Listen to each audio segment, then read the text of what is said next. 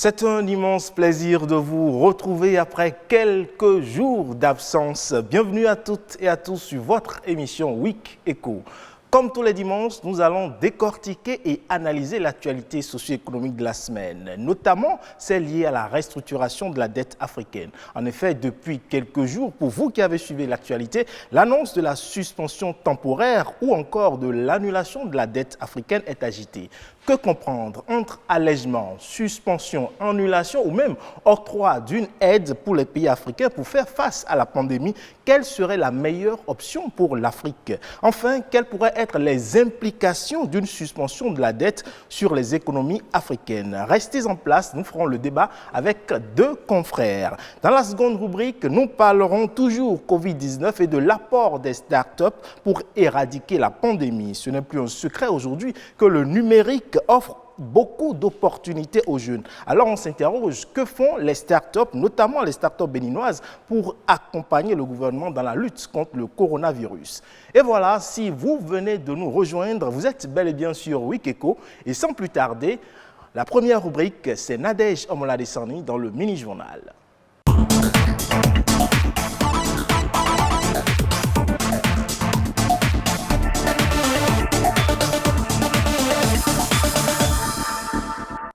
Bonjour à tous, bienvenue dans le mini-journal de ce dimanche sur Week Echo. Le port de masque fait désormais partie de nos habitudes et l'est encore plus dans les administrations et institutions de la République. Pour les personnels de ces différentes structures, obligation est faite de porter des masques homologués FFP2 ou des masques chirurgicaux. Cette mesure est-elle mise en application? Le constat avec Émeric Okupeli et François Zinsou. Masque chirurgical au visage, gel alcoolique et désinfectant devant chaque personnel et conseiller au bureau, c'est le constat qui frappe à l'œil ici, à la Cour constitutionnelle. Aujourd'hui, le port des masques homologués devient une obligation pour les membres des institutions, les responsables administratifs ainsi que leur personnel. Mais dans cette institution de la République, les mesures barrières étaient déjà de mise depuis l'apparition de la pandémie du coronavirus. La Cour s'est organisée depuis le début à veiller à ce que les audiences soient suspendues d'abord.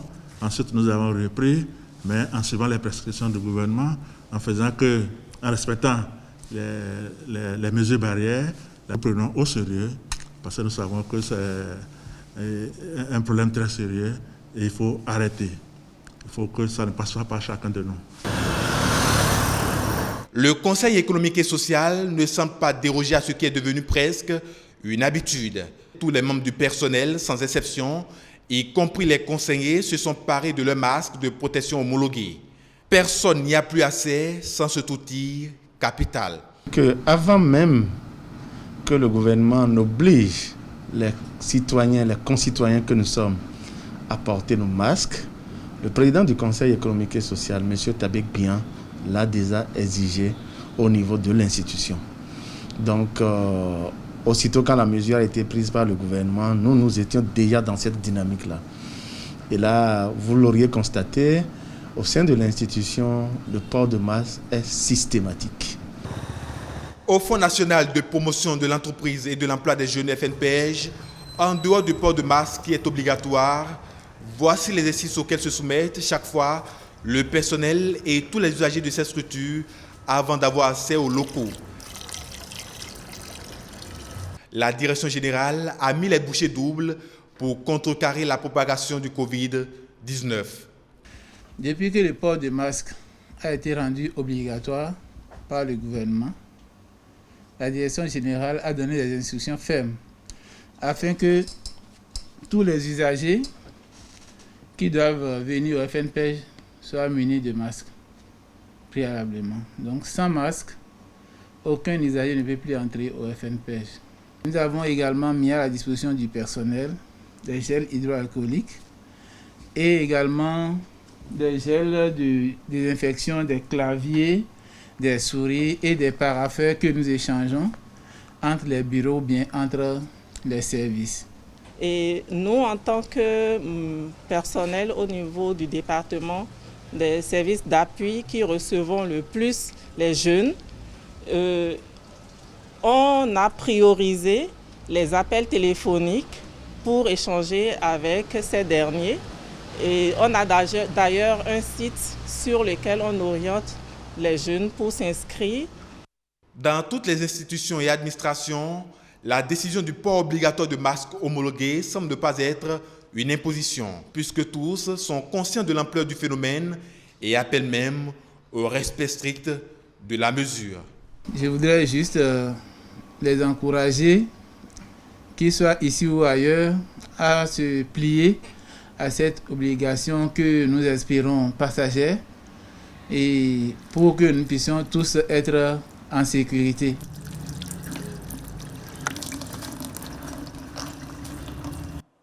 Au nombre des mesures prises par le gouvernement béninois pour mieux prévenir le coronavirus figure l'interdiction de fréquentation des lieux de plaisance. Une équipe de notre rédaction a fait le tour de quelques plages le lundi de Pâques pour faire le constat du respect de cette mesure aux plages de Cotonou. Voici le reportage de Amos Adjovi et Émeric Okoupeli. À Fidjro-ces-Plages, c'est un calme inhabituel qui s'observe en ce lundi de Pâques. Et pour cause, le coronavirus maintient les habitudes de ce lieu de distraction chez eux. Les populations ont respecté ou continuent de respecter les instructions du gouvernement. C'est une très bonne chose et c'est le plus important parce que, comme le dit l'autre, la meilleure richesse d'une nation, c'est les hommes. Un peu plus loin, sur cette plage, très prisée par les jeunes de Cotonou, c'est un silence radio qui s'observe. Autrefois, archi-comble en de jours pareils, seul le bruit des vagues effleure les oreilles. Des chaises soigneusement rangées, des paillotes vides et un espace de jeu déserté. Ce lieu de plaisance est au repos. Vraiment, moi, ça m'étonne parce que c'est pour la première fois depuis quelques années que j'ai initié ce projet. Je ne l'ai jamais vu de ma vie, que la plage est vide telle qu'elle est aujourd'hui. Bon, voilà quoi. Et par rapport à ça, je crois que c'est compte tenu des conditions et situations qu'on fait face aujourd'hui, coronavirus. Et tout le monde a appris, on a vu dans les messages, le gouvernement a donné son consigne en disant que tout le monde n'a qu'à rester chez eux en attendant que le virus passe, parce que les bonnes choses ne finiront jamais. Si le virus passe, on pourrait quand même retourner et continuer nos affaires. La décision d'interdiction de fréquentation des lieux de plaisance est prorogée au 27 avril. Une situation jamais vécue, mais qui aujourd'hui s'impose et qui crée aux promoteurs de ces lieux un énorme manque à gagner. Ça fait tellement un manque à gagner, mais c'est un manque à gagner, ce n'est pas ça maintenant, quoi. C'est la vie d'abord. Dès qu'on arrive à restaurer la vie, quoi, les conditions normales, on pourrait vivre après. Vivre, c'est mieux que mourir, quoi. C'est ce que je me suis dit. Manque à gagner, là, ce n'est pas de ça qu'on parle maintenant. C'est vivre d'abord. Cette alerte donnée par le gouvernement sur sa page officielle est donc bien reçue par la population. La journée mondiale de l'art a été célébrée le 15 avril. C'est une journée dont la vocation est de mettre en avant les artistes, mais aussi le patrimoine et les activités artistiques. Dans un contexte marqué par le coronavirus, le thème de cette année est l'impact du Covid-19 sur la culture. Occasion pour s'interroger sur l'impact de cette pandémie sur les moyens de subsistance des artistes et des professionnels de la culture. Fleurel Adjovi, Rodrigue Babakbeto.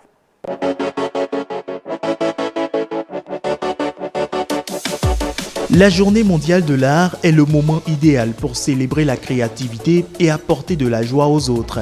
Pour l'édition 2020, c'est la première fois que le 15 avril est célébré alors que plusieurs événements dans le monde entier connaissent un clap de fin provisoire.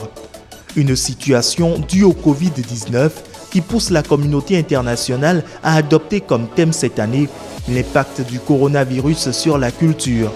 L'incertitude liée à la pandémie de Covid-19 touche plusieurs artistes en suscitant l'annulation de festivals et d'événements culturels. La fermeture de sites patrimoniaux, de musées, de théâtres et de cinéma et d'autres institutions culturelles met en péril le financement des artistes et des industries créatives. La fermeture de sites patrimoniaux, de musées, de théâtres et de cinéma, ainsi que d'autres institutions culturelles, met en péril le financement des artistes et des industries créatives, ainsi que la conservation de lieux extraordinaires et les moyens de subsistance des populations locales concernées, sans oublier les professionnels de la culture eux-mêmes. La pandémie affecte également de nombreux emplois. Partout dans le monde, les artistes dont la plupart dépendent d'activités annexes pour compléter les revenus tirés de leur art sont désormais incapables d'assurer leur subsistance. C'est une célébration virtuelle qui est prévue pour ce 15 avril. Au programme, un débat en ligne et une campagne sur les médias sociaux pour réunir des artistes et des acteurs clés de l'industrie afin de tirer la sonnette d'alarme sur l'impact du Covid-19 sur les moyens de subsistance des artistes et des professionnels de la culture. Les créateurs et les travailleurs créatifs du monde entier sont donc appelés à se joindre aux échanges de ce prochain débat et à inviter leurs collègues artistes à présenter les œuvres qu'ils produisent pendant le confinement dans le cadre d'une campagne sur les médias sociaux. C'est la fin de ce mini-journal. Week Eco continue avec Ulbaïs Balogun. D'une rubrique à une autre, à présent, c'est la revue de presse économique présentée par Émeric Okukweli.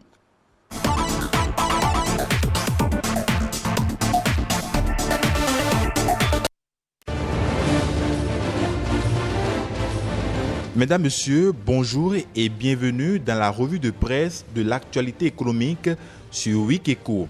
35 cas confirmés et 18 guérisons, placard dans sa manchette Le Progrès. C'est le point à l'heure actuelle du coronavirus au Bénin. Une information confirmée par plusieurs canards dont la Presse du Jour et Fraternité qui titrent respectivement 18 malades sur les 35 cas confirmés, le nombre de personnes passe à 18. Fraternité trouve que c'est une bonne nouvelle. Le dispositif de prise en charge des personnes atteintes du coronavirus donne de bons signaux. Du moins, si on s'en tient aux statistiques actualisées sur le site du gouvernement ce mardi 14 avril 2020. Le nombre de personnes déclarées guéries est passé à 18, soit 13 nouvelles guérisons.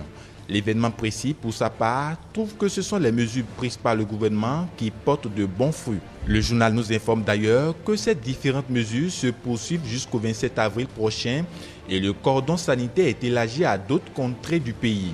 En dehors de la ville de Cotonou, les localités d'Abomey-Calavi, Ouida, Alada, Pomancé, Toribosito, Tofor, Zé, Semempodi, Porto-Novo, Soava, Agégué, à Promisérité et à Diara, ainsi que l'arrondissement de Atchoupa dans la commune de Havrancourt sont désormais concernés par le cordon sanitaire mis en place pour contrer la propagation du coronavirus. Ce cordon sanitaire est aussi prorogé jusqu'au lundi 27 avril, informe le ministre de l'Intérieur et de la Sécurité publique à travers un communiqué de presse relayé par le quotidien du service public La Nation. Cette mesure n'est pas synonyme d'interdiction de circulation. Les populations ont la possibilité de circuler à l'intérieur du cordon d'une ville à l'autre tout en respectant les mesures prescrites. Et parlant de ces mesures, le port des masques homologués est désormais obligatoire pour les membres des institutions de la République et responsables administratifs à tous les niveaux, ainsi qu'à leur personnel. Le port de masque élargi aux institutions précise ici l'événement précis. Mon confrère poursuit que c'est à travers un communiqué du 12 avril signé par le secrétaire général du gouvernement que cette mesure coercitive a été publiée. Et pour lutter efficacement contre cette pandémie, la priorité fait le point et nous renseigne que le Bénin réceptionne 11 millions de masques. Il y a dans chaque arrivage 5 millions et 6 millions de masques faciaux avec des équipements de protection utilisés par le personnel soignant. Ce sont les ministres de la Santé et des Finances qui ont réceptionné cet important lot de matériels médicaux à l'aéroport de Cotonou. Les dites cargaisons sont composées de matériels médicaux. Le Bénin réceptionne encore 6 millions de masques et un important lot de matériel, titre la Presse du Jour. Le Soleil Bénin Info, quant à lui, trouve que ce sont des millions de masques et des matériels médicaux qui sont déchargés sur le sol béninois en vue de la riposte contre l'ennemi invisible. Des pays et structures viennent également en appui au Bénin à travers divers dons. C'est le quotidien du service public qui nous renseigne que la coopération belge offre 2 ambulances au Bénin. L'information est confirmée par le potentiel d'un coût global de 53 millions. Ces 2 ambulances sont entièrement médicalisées et disposent des équipements nécessaires pour le transport sécurisé des personnes avec notamment la disponibilité à bord d'oxygène et d'aspirateurs. Ces matériels roulants seront déployés dans les zones sanitaires à Boumenkala-Vissoava et à Lada-Tofor, précise la responsable coopération au développement de l'ambassade de Belgique près le Bénin. C'est donc un acte de grande générosité, va conclure mon confrère.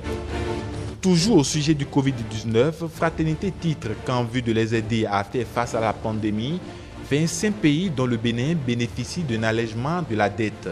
C'est à travers un communiqué de la directrice du Fonds monétaire international relayé par le journal de Ménontin.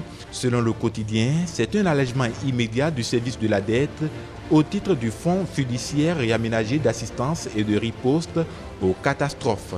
Les pays concernés recevront des dons qui couvriront leurs obligations envers le FMI pour une phase initiale de 6 mois. L'autre appui dont bénéficie le Bénin dans cette crise sanitaire, c'est celui de l'Union européenne. Le progrès indique que le Bénin mobilise 39,8 millions d'euros auprès de l'UE. Le journal poursuit que c'est une somme pour accompagner la mise en œuvre du programme d'action du gouvernement. À travers le communiqué publié dans les colonnes du journal, le ministère de l'économie et des finances explique que cette somme est subdivisée comme suit. 26,1 milliards d'euros alloués à la tranche 2019 du 11e Fonds de développement européen et plus de 13 millions d'euros alloués à la lutte contre la pandémie du coronavirus. L'UE verse 26 milliards à l'État béninois, priorise la priorité et conclut que c'est un soutien qui vient une fois encore confirmer le dynamisme du gouvernement béninois. Fin de cette revue de l'actualité économique de cette semaine, mesdames, messieurs. Merci de nous avoir suivis. Et voilà, vous l'avez entendu dans la revue de presse, face à la pandémie du coronavirus, certaines institutions internationales et pays ont décidé d'aider l'Afrique à faire face aux conséquences économiques engendrées par le Covid-19. Comment en agissant sur la dette? On en parle dans le décryptage.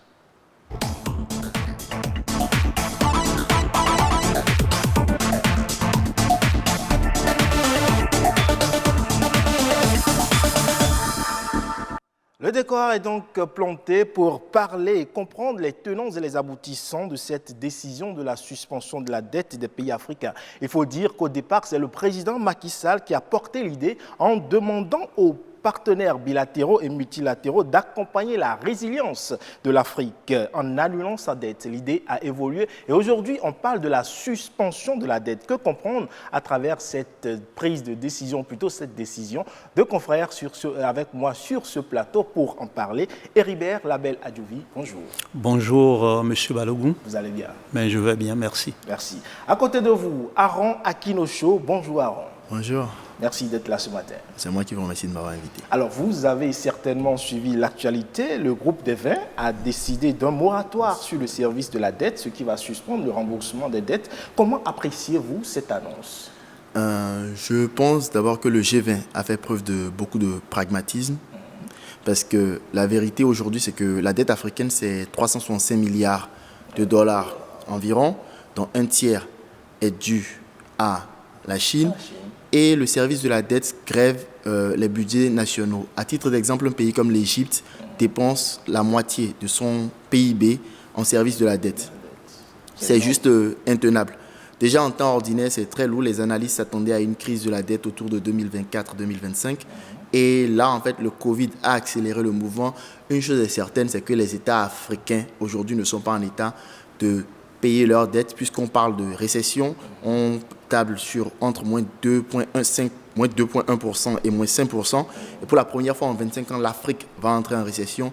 Donc les économies africaines sont au plus mal. Et si on veut lutter contre le Covid, il faut que, parce que l'Afrique participe quand même au jeu économique mondial, il faut quand même s'assurer d'une certaine relance. Donc je trouve que sur le fond, la décision est une décision pragmatique, mais est-ce qu'ils ont été assez loin? Ça, on en reparlera. On en reparle. Héribert Label Adjouvi, il est dit que cette décision est prise pour laisser les économies africaines respirer. Cela s'entend-il comme salutaire d'après vous?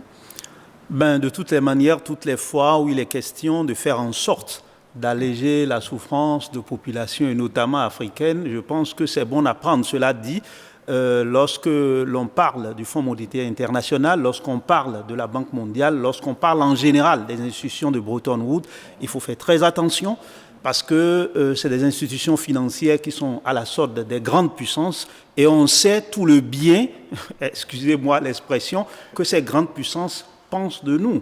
Et je pense que, comme vous venez de le dire, la pandémie actuelle, j'aime pas prononcer le mot, la pandémie actuelle a montré combien de fois, en fait, on nous infantilise et on nous imbécilise. Je pense que il va falloir, mais bien sûr, c'est la moindre des choses qu'il faut dire, il va falloir qu'on l'on revienne vraiment au respect de la nature et de l'homme. Et je pense que c'est ça qui est à la base de tout ce qui se passe aujourd'hui. L'Afrique n'a pas besoin forcément que l'on annule ses dettes, si on peut déjà nous respecter. Si aujourd'hui, après plus de 60 ans d'indépendance, si les anciennes puissances coloniales, et je parle en tant que pays francophone, la France peut nous laisser respirer, je pense que même si on ne le fait pas, nous allons pouvoir aller plus loin.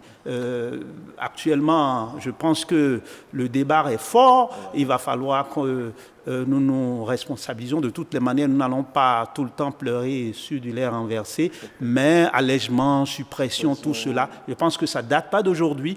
Les OMD, les objectifs du millénaire pour le développement et les ODD actuels qui vont jusqu'à 2030 en parlent. Maintenant, à ce jour, qu'est-ce que ces grandes puissances ont fait? Mais nous n'allons pas pleurer là-dessus. Je pense qu'en tant qu'Africains, cette situation qui nous a confinés tous aujourd'hui et qui a montré aujourd'hui que même quand on allait en Occident, c'est celui qui est heureux qui y va. Aujourd'hui, si tu y vas, tu reviens, tu te caches. Je pense que quelque chose a changé. Alors, Aaron, vous le disiez tantôt, les États africains se préparent à entrer en récession. Et je crois, d'après la Banque mondiale prévoit une croissance négative, entre moins 2,1% et moins 5%. Alors, est-ce qu'il faut craindre l'effondrement économique? Alors, j'étais déjà sur ce plateau il y a environ un mois. Ça, je fais une petite parenthèse. Et déjà, à l'époque, votre confrère me demandait est-ce qu'on allait parler de récession. Et je lui ai dit, je suis l'un des premiers à oser dire que oui, on va vers ça. C'est malheureux de voir comme les choses s'aggravent. Voilà.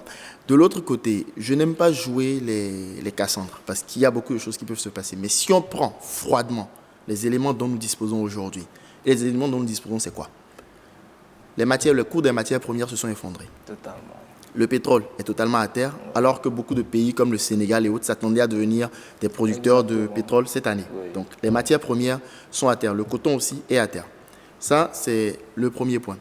Quand on prend la situation de la dette, sur laquelle il y a quand même déjà un moratoire, ce qui est relativement intéressant. Quand on prend le fait que que l'économie mondiale est paralysée, c'est-à-dire que il n'y a même pas de demande. C'est ça. Quand on prend le fait qu'entre Africains, nous ne commerçons pas, le commerce intra-africain est extrêmement faible, je dis quand on prend ce faisceau d'indices-là, on peut dire que si on échappe à la catastrophe, nous aurons été particulièrement chanceux ou alors nous aurons pris des mesures vigoureuses. Mais une chose est certaine, nous allons vers un nouveau cycle. Et contrairement, je pense que ça va être la fin d'un récit sur l'émergence de l'Afrique qui a commencé autour de 2008, où certains qu'on qualifiait d'apro-pessimistes disaient que l'Afrique, ça reste toujours l'addition du zinc, d'un peu de manganèse, d'un peu de cuivre, d'un peu de coton.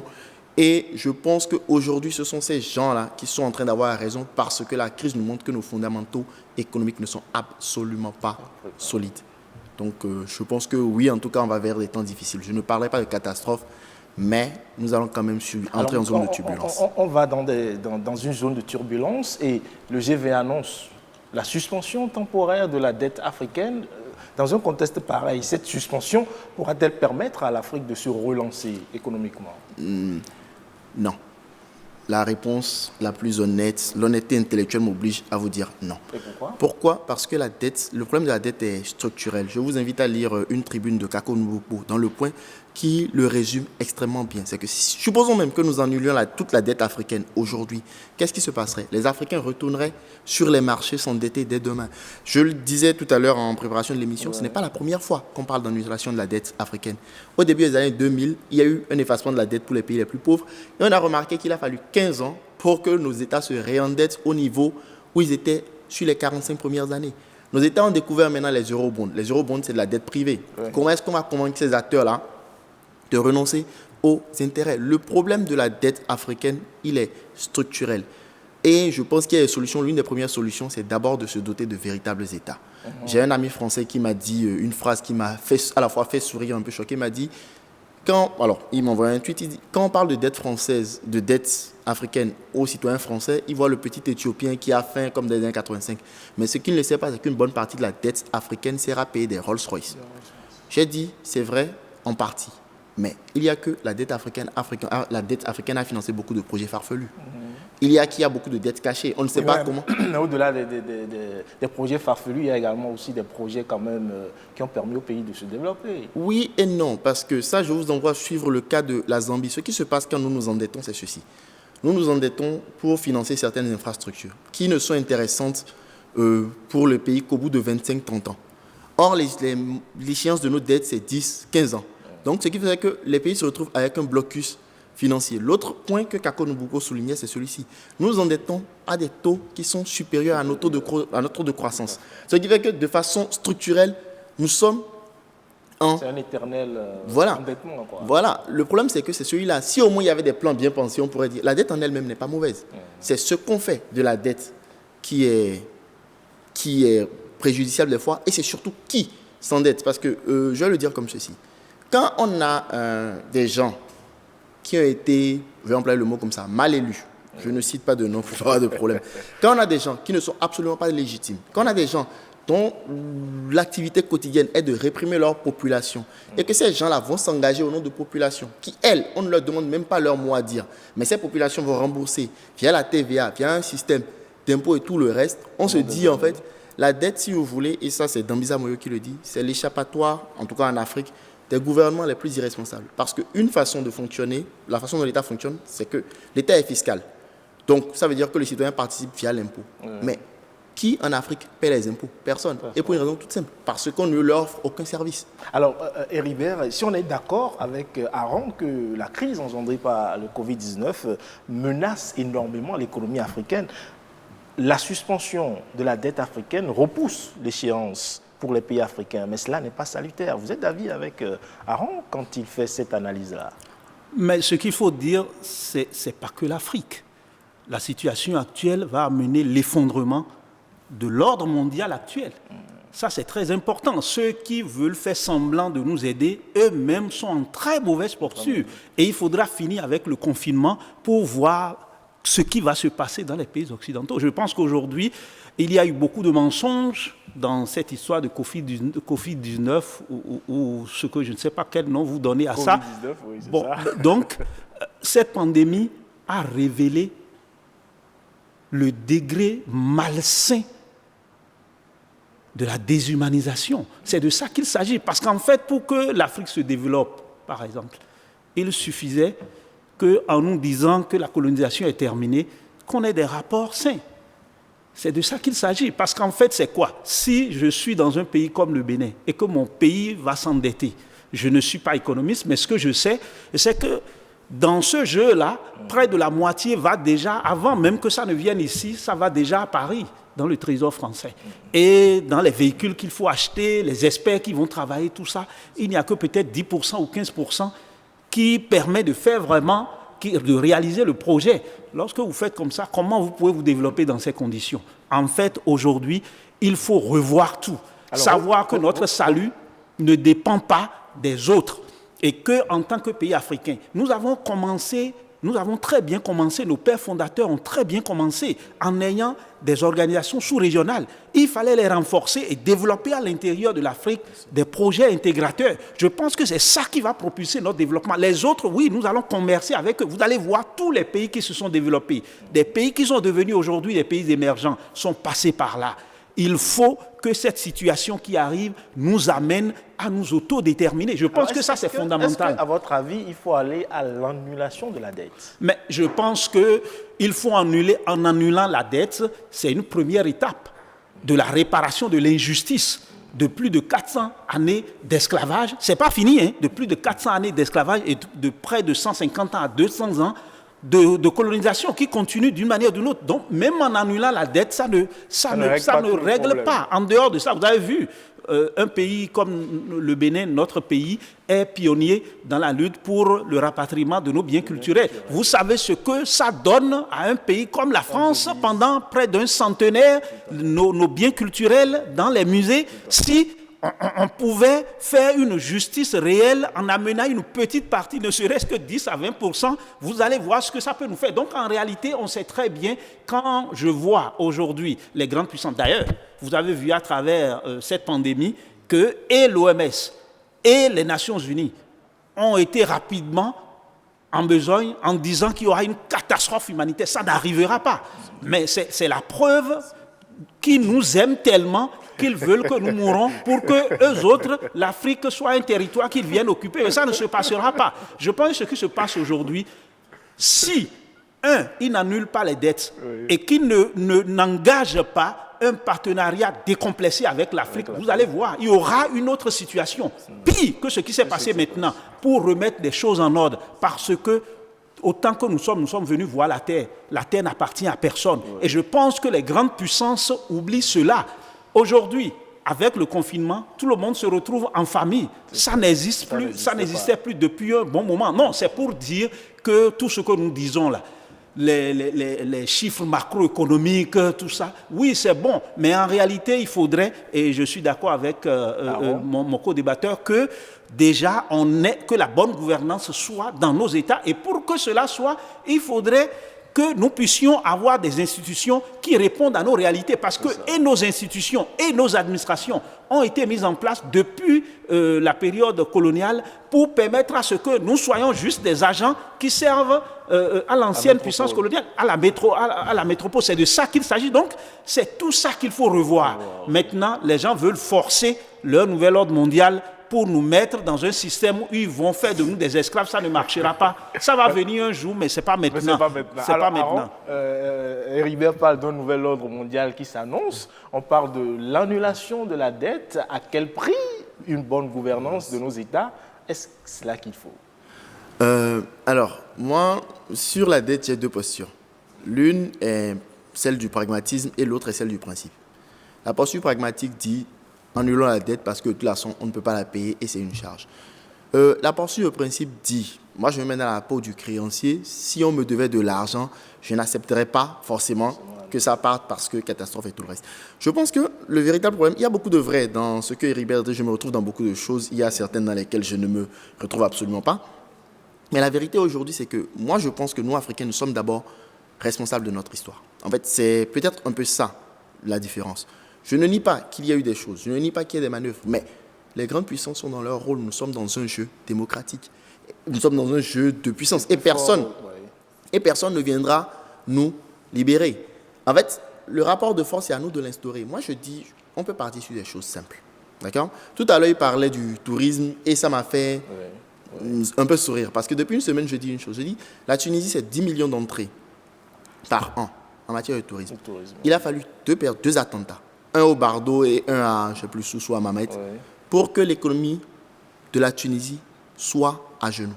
Alors que la Tunisie est basée sur le tourisme. Ce qui veut dire que baser son économie sur le tourisme, ce n'est pas vraiment ce que moi, j'aurais recommandé. Mais ça marche pour certains. Le second point, il est ici. Je disais tout à l'heure, en venant à ma femme, si on se retrouve face à une crise, et la crise elle va venir. Je ne pense pas qu'il y aura beaucoup de morts, mais je pense que la crise elle va venir parce que aujourd'hui, la vérité est que personne ne sait quel est l'état de nos réserves alimentaires. La vérité c'est que nous importons beaucoup de ce que nous mangeons. La vérité c'est que si demain la Thaïlande ou le Vietnam ou les autres disent nous bloquons le riz parce que nous avons une situation, notre riz reste chez nous, nous avons des problèmes. Mais rien ne nous empêche, nous, d'utiliser des solutions comme produire pour nous-mêmes. L'autosuffisance alimentaire, c'est un impératif. Commercer avec des pays comme le Nigeria ou le Togo qui sont juste à côté, rien ne nous empêche de promouvoir des solutions comme l'agriculture périurbaine. Les solutions existent, même malgré les liens de la servitude.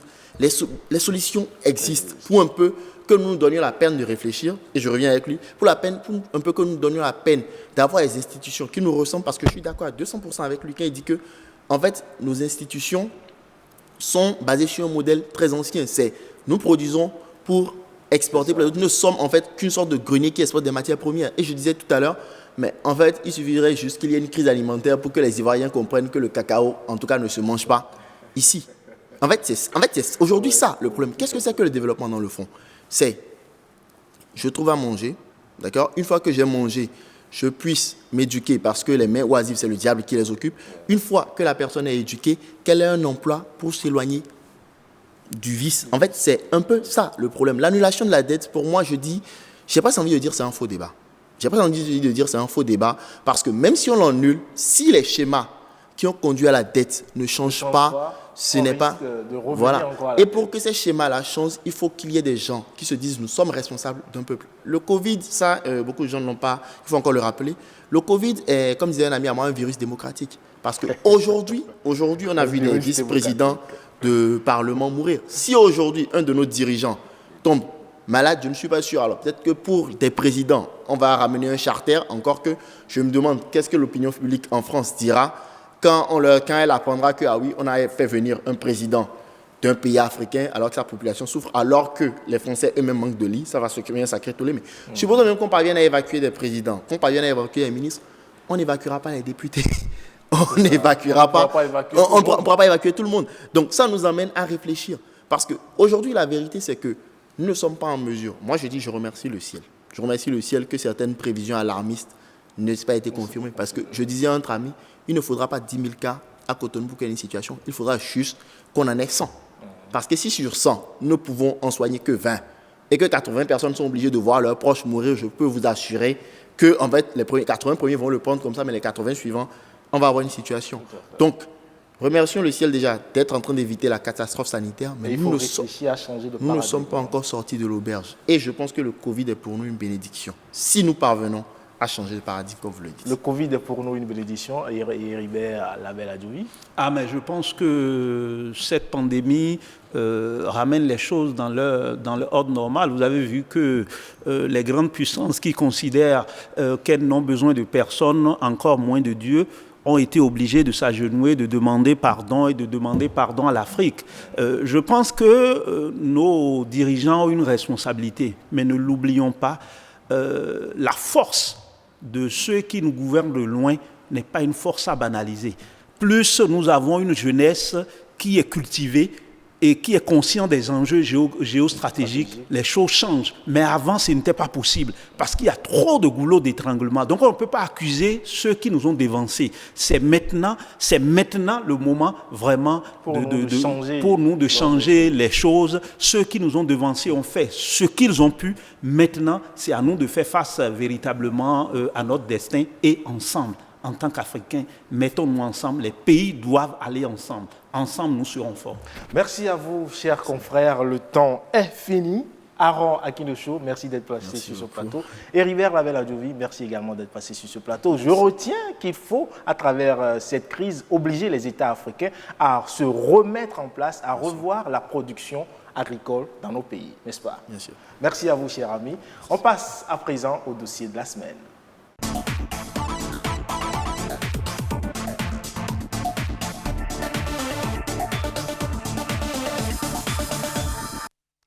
Alors que la pandémie du Covid-19 menace de nombreux pays et que la riposte s'organise au plan international, eh bien, des initiatives africaines voient le jour. Cela grâce à des start-upers. On fera l'état des lieux du cas du Bénin dans un instant, juste après cet élément. La menace du Covid-19 n'a pas cloué les intelligences camerounaises en hibernation. Une brochette de 6 ingénieurs, constituée d'ingénieurs électroniciens, mécaniciens, informaticiens et de process contrôle qualité, a mis sur pied un prototype de portique de désinfection Made in Cameroun. Alors, c'est un dispositif, une sorte de sas, qui permet, lors d'un trajet, d'être soumis à un produit désinfectant par spray. Un dispositif d'un peu plus de 2 mètres en aluminium, équipé de capteurs qui ne laissent aucune chance au virus de se terrer, puisqu'il désinfecte l'ensemble du corps. Il y a un détecteur de personnes et un détecteur qui fait que dès que vous approchez le portique, le spray se met en action.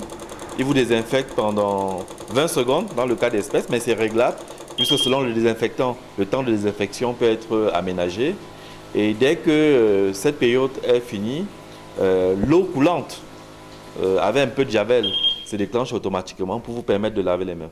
Cette expertise camerounaise de lutte contre la propagation du coronavirus, bien qu'elle soit encore dans sa phase de prototype, attire déjà les regards extérieurs.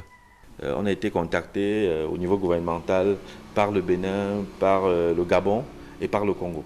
Les premiers prototypes de portiques de désinfection type seront disponibles à partir de la semaine prochaine. Ces ingénieurs sont également à l'œuvre dans la mise sur pied d'un appareil d'assistance respiratoire. Et voilà, l'innovation digitale contre le Covid-19, les jeunes start-upers africains l'ont compris. Et pareil au Bénin, où dans le but de rénover ou plutôt de trouver une réponse rapide et urgente, les acteurs de l'innovation, de l'écosystème de l'innovation se sont mobilisés. On reçoit pour vous ce matin le président du patronat des start-up du Bénin, Arel Zanon. Bonjour. Bonjour monsieur le journaliste. Merci de venir partager avec nous ce que le Bénin fait pour lutter contre le Covid-19. Je vous en prie. Et pour conduire cet entretien, il est là, Rodrigue Babagbeto. Bonjour Rodrigue. Bonjour Ulvaïs Balogo. Mesdames, Messieurs, bonjour. Merci de nous préférer. Alors, le secteur privé tente lui aussi de trouver des solutions pour répondre à la crise du coronavirus et les startups africaines ont l'occasion de prouver une nouvelle fois leur capacité d'innovation pour répondre aux problématiques qui touchent les pays du continent. Alors, Arel Zanon, on en parle avec vous. Déjà tout de suite, vos impressions après cet élément que vous avez suivi. Alors, mes impressions, c'est déjà une impression de, disons, un sentiment de fierté, je dirais, parce que je suis africain et je me rends compte que d'une manière ou d'une autre, il y a des solutions africaines qui sont en train d'être mises en place pour essayer de juguler cette crise de Covid. Donc forcément, ça fait plaisir de savoir que les startups africaines font beaucoup d'efforts pour aider la population dans ce sens-là. D'accord. Et lorsque vous apprenez par exemple que le Bénin lance une commande de ce produit qui a été mis sur pied, est-ce que votre côté patriotique n'est pas un tant soit peu touché ? Ce n'est pas que le Bénin a fait une commande. Le Bénin serait intéressé, le Bénin les a approchés. Oui, il est intéressé, il pourrait lancer la commande. Oui, mais l'approche peut être différente. C'est-à-dire que le Bénin pourrait peut-être acheter le brevet, par exemple, et produire son truc localement.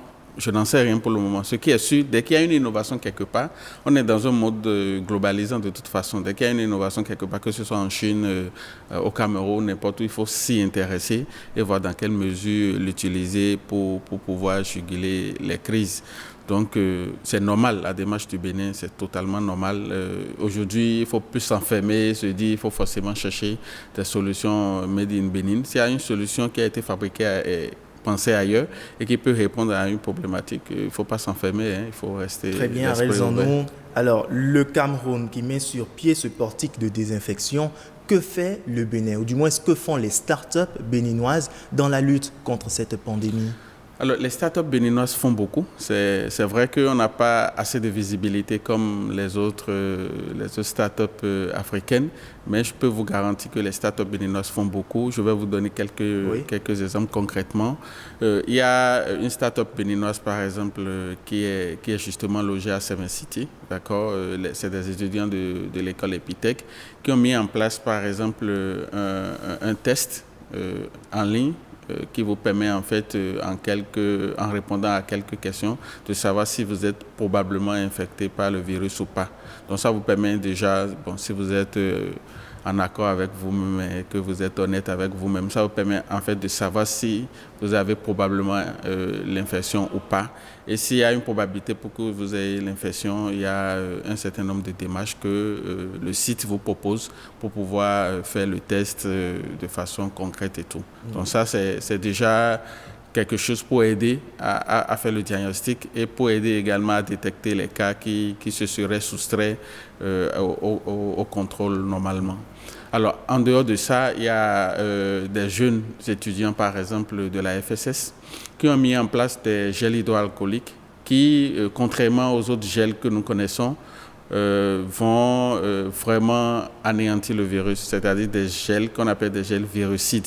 La plupart des gels qui sont commercialisés aujourd'hui, c'est des gels qui fixent le virus. Et c'est quand vous vous lavez les mains avec du savon, avec un désinfectant, qu'il y a une probabilité pour que le virus soit tué. Donc pour le moment, les gels vont les fisser. Mais ce qu'eux, ils ont réussi à faire, c'est qu'avec ce gel-là, déjà, on peut tuer directement le virus. Donc ça, c'est quelque chose d'extraordinaire qu'ils ont fait. En dehors de ça, il y a par exemple le réseau d'échange des médecins d'Afrique, qui est un réseau, REMA, voilà, qui a été mis justement en place par un collègue médecin béninois, dont l'objectif ici est de permettre aux différents médecins d'Afrique de partager leur expérience par rapport justement au Covid.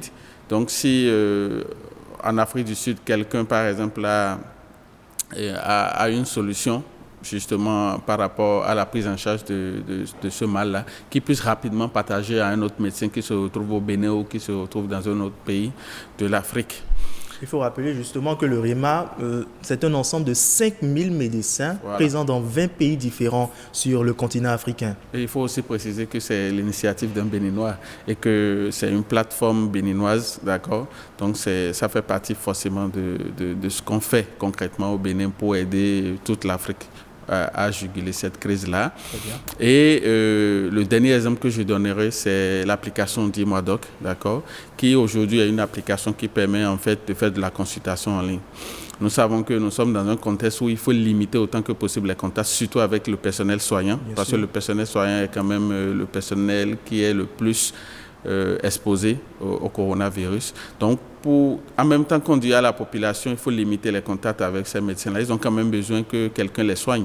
Donc, pour ce faire, l'application Dis-moi-Doc a mis en place une forme de consultation en ligne pour permettre la prise en charge de certaines pathologies en ligne, de pouvoir les écouter, de pouvoir faire un interrogatoire en bonne et due forme et dans la mesure du possible, de leur proposer des ordonnances. Donc ça va limiter le contact avec le milieu hospitalier qui est devenu un milieu risqué, en griffe. Donc voilà, pêle-mêle, quelques actions quand même que les startups béninoises font. En dehors des choses classiques qui se font, hein. Par exemple, je prends l'e-commerce, où aujourd'hui on sait qu'il faut se déplacer le moins possible. D'accord. Il y a par exemple Z-Express que vous connaissez certainement déjà. Service de livraison à domicile. Service de livraison, de conciergerie. Bon, je suis obligé de donner des exemples concrets. Pour revenir rapidement sur cette application qui permet de pouvoir diagnostiquer, je dirais ainsi, en ligne. Alors, depuis que vous faites ces diagnostics-là aux patients, est-ce qu'il est déjà arrivé que vous ayez des cas? Alors, pour ce qui concerne Epitech, il va falloir peut-être leur poser directement la question, mais je suis convaincu que c'est sûr qu'à un moment donné, il y a eu des cas probables. Parce qu'ici, on parle de probabilité. Le seul moyen de savoir si quelqu'un est vraiment atteint, c'est le test. Ça, il faut le dire. Parce que les signes ne sont pas forcément spécifiques. Et c'est ça qui fait justement la particularité de ce virus-là. Il n'y a pas un signe qui soit vraiment un signe particulier au virus. C'est des signes communs, c'est les mêmes symptômes qu'on va retrouver par exemple dans le paludisme, dans d'autres types d'infections, malheureusement. Donc il faut aller faire ce qu'on appelle un examen paraclinique.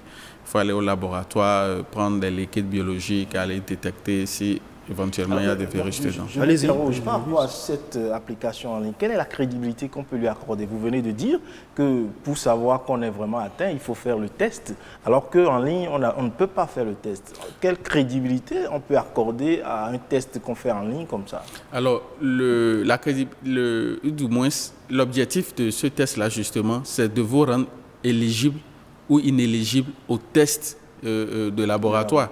Donc ça permet de faire le tri d'une manière ou d'une autre. Quand les symptômes sont les mêmes, il y a risque de se confondre. Donc, tu peux avoir des symptômes du paludisme qui sont pareils aux symptômes du coronavirus. Voilà. Je vais vous donner un exemple. Quand vous prenez par exemple les symptômes du coronavirus, les symptômes les plus importants par exemple, c'est la fièvre. Et à côté de la fièvre, vous avez une toux sèche et après vous avez des éternuements. Donc il y a un enchaînement. D'accord.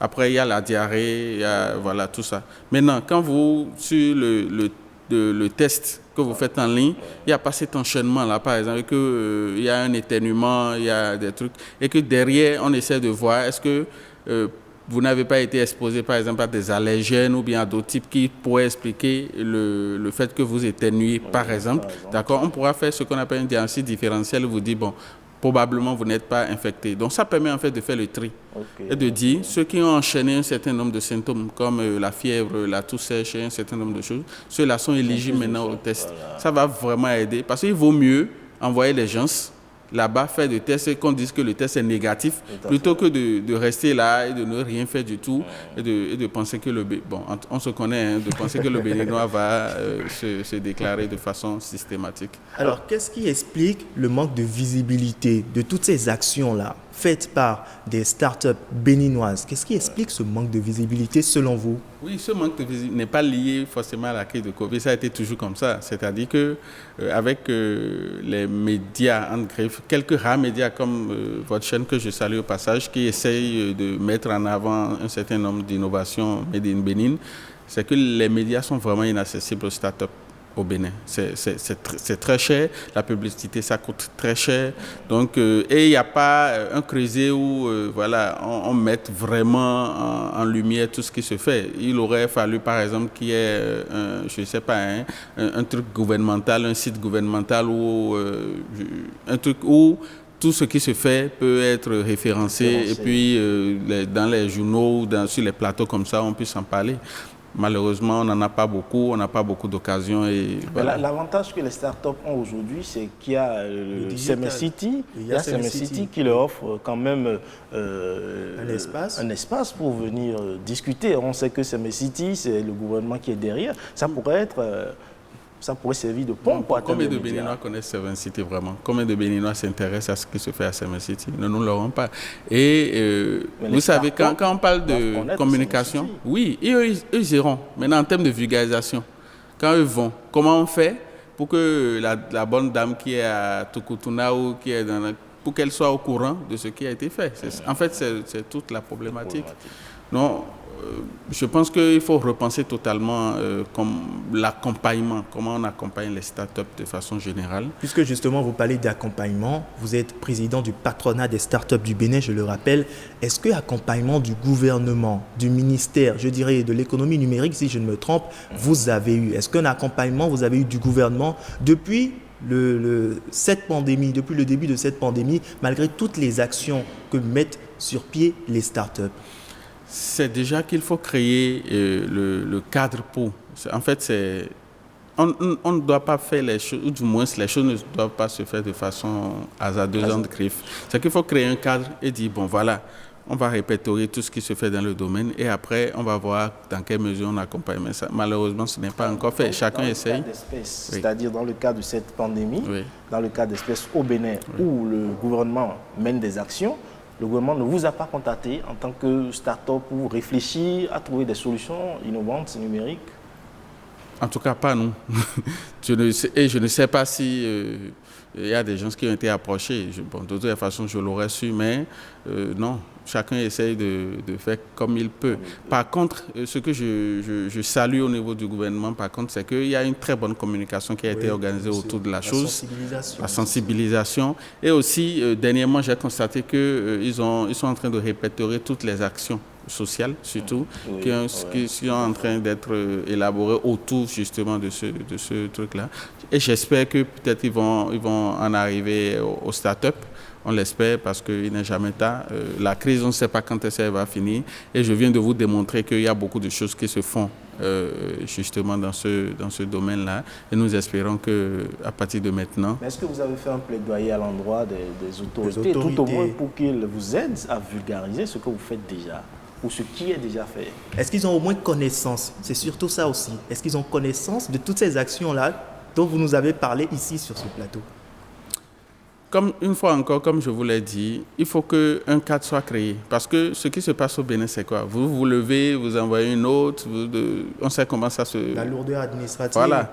Donc, ce n'est même pas évident. Ce n'est même pas évident qu'on vous reçoive ou quand vous reçoit, on vous dira, écoutez, il n'y a rien qui a été prévu concrètement dans ce sens parce qu'il faut budgétiser, il faut créer, voilà. Budgétiser, on sait quand même que tous les États ont reçu beaucoup d'argent dans le cadre de cette crise-là. Ah oui. Donc, on peut donner une part au start-up. Moi, je me dis, mais la direction, vous avez une direction de l'économie numérique. Vous avez un ministère qui est dédié aujourd'hui à l'économie numérique. Normalement, ça doit être plus facile de les atteindre. Oui, normalement. On espère. Comme je l'ai toujours dit, moi, je ne désespère pas. et il n'est jamais tard pour mieux faire. Et puis j'espère qu'après ce plateau, quand ça va tomber dans les oreilles de qui sait, forcément il y aura des choses qui vont se faire. Et je profite d'ailleurs pour dire quand même qu'il y a des actions qui se font, pas forcément dans le cadre du Covid spécifiquement. Il y a beaucoup de choses qui se font. Par exemple, je vais par exemple évoquer le Startup Act Made in Benin, qui nous permettra de créer réellement le statut de start-up, d'accord, le label start-up au Bénin. Je pense que peut-être à partir de là, les choses vont s'améliorer et que chacun pourra se retrouver. Mais pour le moment, une fois encore, chacun est dans son coin, chaque start-up fait ce qu'il a de son mieux. Voilà. Et je peux même vous dire qu'il y a des startups qui sont spécialisées dans la robotique au Bénin et qui pourraient faire même mieux ce qu'on a présenté tout à l'heure. Parce qu'ils ont déjà démontré qu'ils savent mieux faire. Et c'est pour ça que je disais tout à l'heure que peut-être que l'approche, c'est peut-être d'aller acheter le brevet et de reproduire localement au Bénin. Très bien. Et le Task Force Innove Covid-19 Bénin, avez-vous entendu parler de cela? Oui, j'en ai entendu parler, malheureusement par le biais d'un ami, tout simplement parce que ça n'a pas été assez vulgarisé à mon avis. Et il y a beaucoup de collègues qui n'ont pas été au courant, qui ne sont pas au courant. Donc, je ne sais pas comment les choses sont gérées, mais toujours est-il que, voilà. Merci Harel Zanou, président du patronat des startups du Bénin. On retient essentiellement qu'il faut une certaine visibilité parce que beaucoup d'actions sont menées par les nôtres dans la lutte contre le coronavirus. Ulaïs Balogun, nous sommes assez éclairés à présent. Ah oui, merci Rodrigo Agueto. Nous sommes très éclairés et on comprend que nos chers amis start-upers se sentent un peu lésés. Bien sûr. Merci à vous, Harel Zanou, d'être passé sur ce plateau. Et ce sera tout pour Week Echo de ce dimanche. Vous pouvez retrouver l'émission en replay sur la chaîne YouTube de l'ORTB. Prenez soin de vous, n'oubliez surtout pas de vous munir de votre masque de protection à chaque fois que vous devez sortir de chez vous. Respectez également les gestes barrières. Je vous dis à dimanche prochain.